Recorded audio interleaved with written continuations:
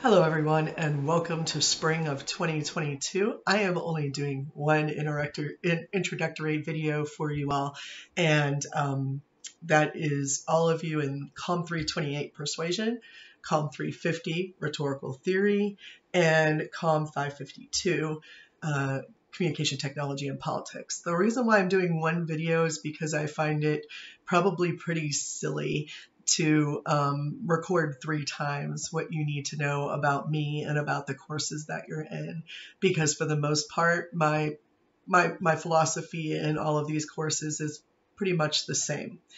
You will find that in COM 350, there's an awful lot of writing, a lot of reading. You'll find in Communication Tech and Politics that there is some reading, there is some oral presentation, there are some quizzes. There are probably more quizzes in that course, and that's probably because I don't give you tests, but that's probably the lighter of the daily or weekly load on homework for you. And then finally, COM 328 Persuasion. You guys fall somewhere in between those two with a lovely mix of different things and projects and ideas that we're going to do with Persuasion. For those of you who don't know who I am, my name is Dr. Elizabeth Dudash Buskirk. It's just like it's spelled. People like to really get funky with the name. My favorite is Dr. Dudash Buskirk, which I get a lot, and that's okay. Pronouncing it incorrectly is totally okay. But if you want to know, it is just like it's spelled, Dudash Buskirk. So that's the first thing probably important to know. The second thing is I have not been on campus since March of 2020. Some of you I've probably had in possibly 3 or 4 classes now, and I've never seen you in person.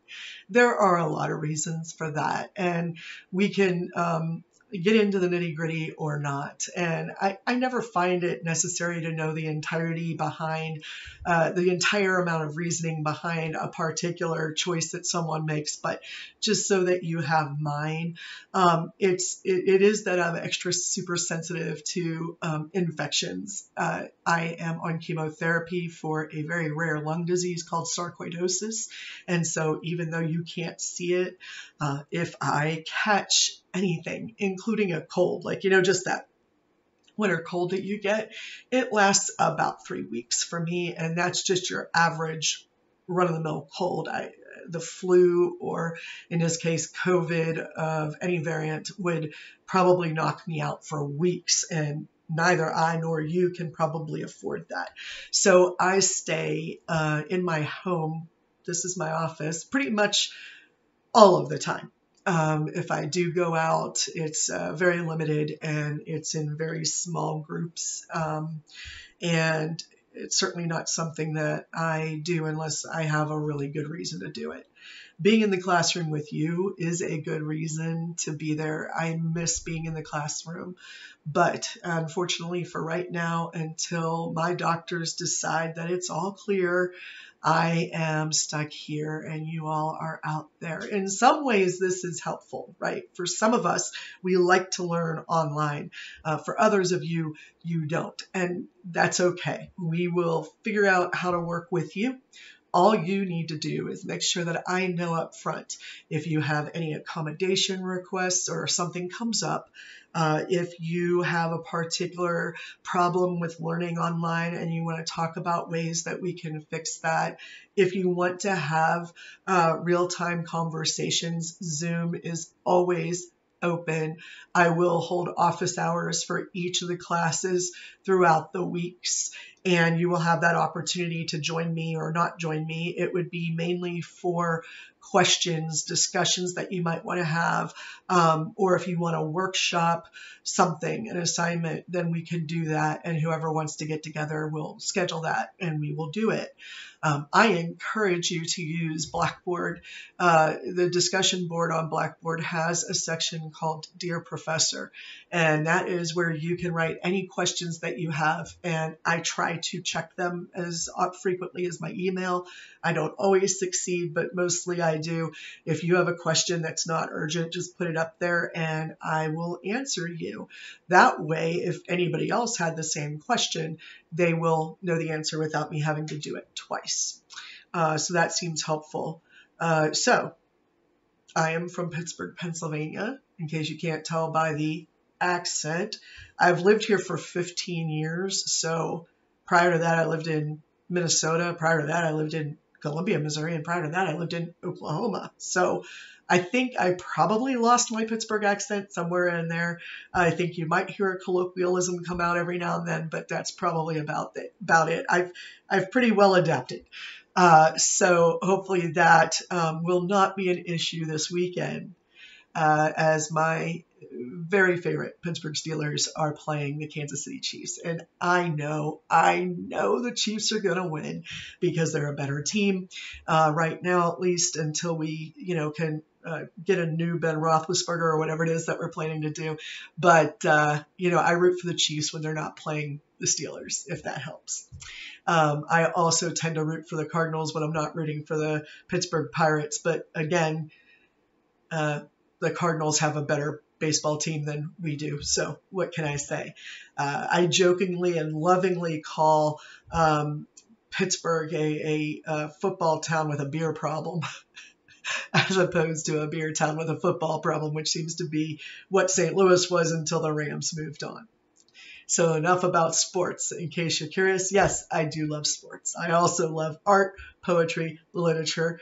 I also love watching movies. I also love to paint. And I also really, really enjoy watching funny videos, especially if it involves the TV show Supernatural. That is, I'm that person. What can I say? Big Supernatural fan. So if you ever want to throw in references to any of those things, please feel free to do so. And if if you are a big fan of the Chiefs, I get it. And just next week when I back on and I'm lecturing, just please go easy on me. Okay. All right, everybody. Well, let's see. What else do you need to know? The syllabus has dates. Those dates are sometimes flexible, not always. If it says that I'm giving you a quiz, that means that it's going to be a short, fairly quick question and answer online quiz. If it says exam, it's a longer version of that. All of my quizzes and exams come in short answer or multiple choice form. I don't do essays. I don't like reading many, many, many sentences. So, when I say short answer, I'm talking maybe it's a few words, maybe it's a little graph, maybe it's 3 sentences. It just depends on what the question is. So as long as you read the question, you're probably going to be able to get the answer.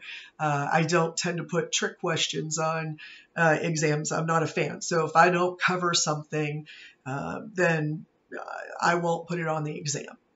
What do I mean by cover something? I mean, if I don't talk about it, mention it, put it somewhere else, or emphasize it in any way, shape, or form, then you probably don't need to worry about it.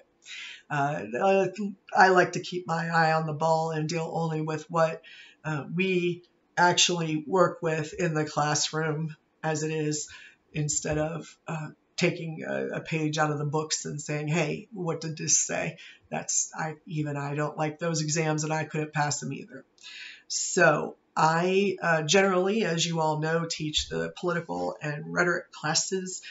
So persuasion, this is the first time I'm teaching it, and I'm so excited because I've been waiting for my chance to teach that class. It's obviously core to communication scholars of all flavors, and it's obviously very, very key to the study of rhetoric. So it is also one of my favorite topics. That's not hard to know. I am going to try to get to know you as best I can. All I can tell you is if you have any issues at all whatsoever, again, please email me. And if you don't hear back from me, please text me or call me if you're able to. If you're not, we will find another way, I promise. All right, everybody. I will be talking to you more about substance in the next week as I separate the 3 classes out. I think you know everything you need to know about me, and let me know anything I need to know about you. And you know what? I got a game to watch, so go Steelers.